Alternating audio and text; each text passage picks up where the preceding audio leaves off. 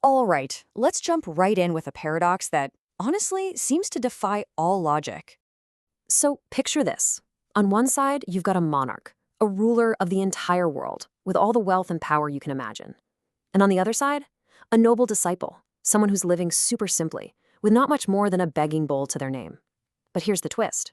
The ancient texts tell us that the disciple has this absolute rock-solid guarantee that the king, well, he doesn't have it at all.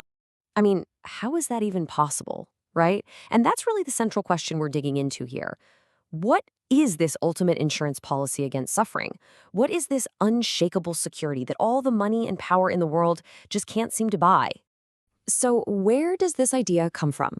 Well, it's from an ancient Pali text, the Samyutta Nikaya, and it lays out a pretty stark reality. It says that even a king who rules the entire world, who might even get reborn in some heavenly realm, could still face a really terrible fate if he's missing 4 very specific inner qualities. And, the text is just so unflinching here. It doesn't pull any punches. What it's saying is, without this inner security, all that worldly power, it means nothing. It's no real defense against those deep, fundamental anxieties we all have about what comes next. That fear of a bad destination, it's still there. But the disciple, they're described as being completely free from all those fears. And that's the answer to our paradox. The secret to their security is that they've achieved a very specific state of being. They've become what's called a sotāpanna, or a stream enterer. Okay, so what does that even mean, entering a stream?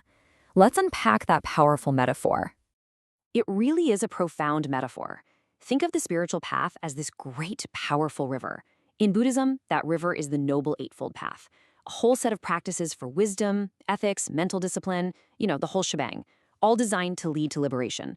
So to become a stream enterer means you finally stepped into that current. And once you're in, the river just carries you. Your destination, awakening, is guaranteed. You can't get lost anymore. You can't be swept away into the messy, chaotic waters of suffering. Your future is secure.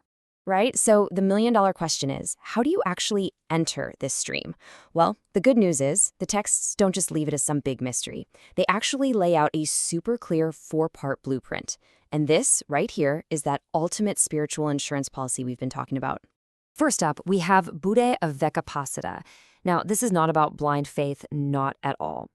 The key word here is aveka, which means something like having understood or verified.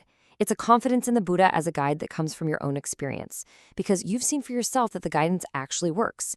It's kind of like trusting a seasoned mountain guide who's already mapped out the treacherous terrain you're about to cross. Next is Dhamma Avekapasada.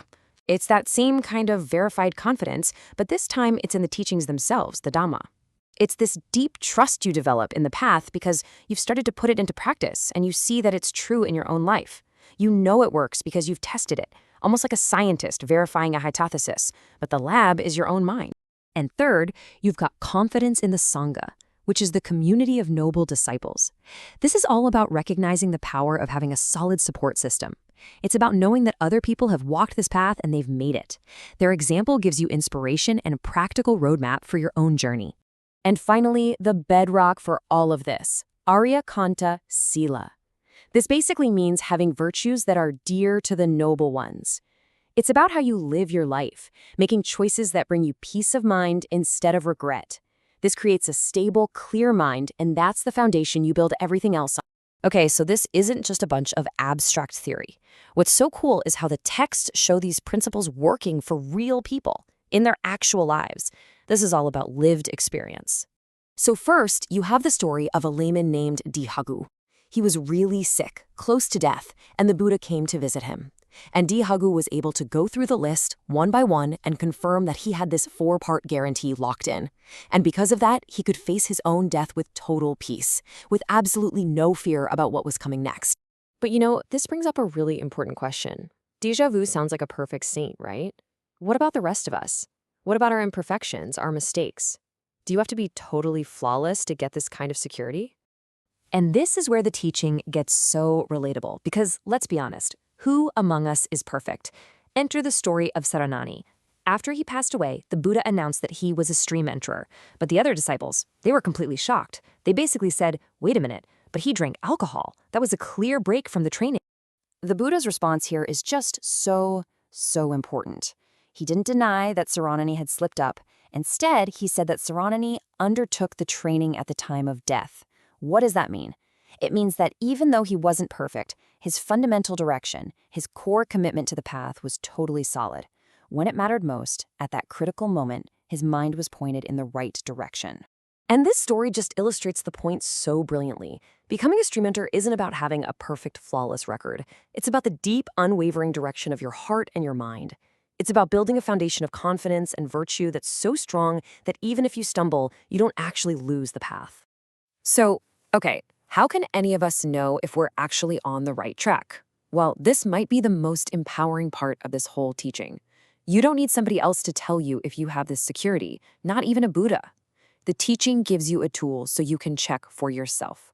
It's called the Dhamma, which you can translate as the mirror of the Dhamma, or the mirror of truth. And the idea is just that. It's a way to do some self-reflection. You can look into your own heart, into your own mind, just like looking into a mirror, and see for yourself if these 4 qualities are actually there.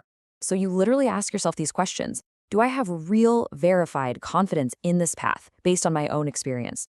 Is my ethical conduct solid? Does it bring me peace? And by looking into this mirror and seeing these qualities reflected back at you, the text says you can declare for yourself with certainty, I am free from all those fearful destinations, I'm a stream enterer, and I'm destined for awakening. You see, this ancient teaching, it's not just some historical curiosity.